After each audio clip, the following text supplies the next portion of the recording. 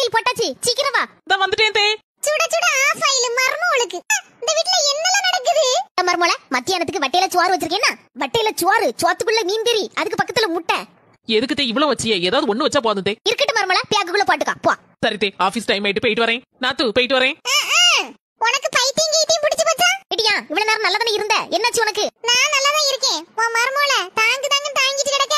அவ வேலைக்கு போனா, அவ சோறு பொங்கி கொண்டு போக மாட்டாளாக்கும். நீ தான் எல்லாத்தையும் சோறு, சோத்துக்குள்ள முட்டை, அந்த மீன் இந்த மீன் நல்ல வக்கனையா செஞ்சு கொடுத்து அனுப்புதே. பாரு, ஒன்ன மட்டும் நல்லா புரிஞ்சுக்கோ. நான் சின்ன வயசா இருக்கும்போது படிக்கணும்னு ஆசைப்பட்டேன். ஆனா எங்க அப்பாக்காரரு 3ஆம் கிளாஸோட நிறுத்தி விட்டாரு. படிச்சு வேலைக்கு போகணும், கை நிறைய சம்பாதிக்கணும், நான் எவ்வளவு ஆசைப்பட்டிருப்பேன். அதெல்லாம் வம்பா போச்சு. ஆனா இப்ப ஏன் மரமும் அப்படி இல்ல, நல்லபடியா படிச்சிருக்கா, வேலைக்கு போறா.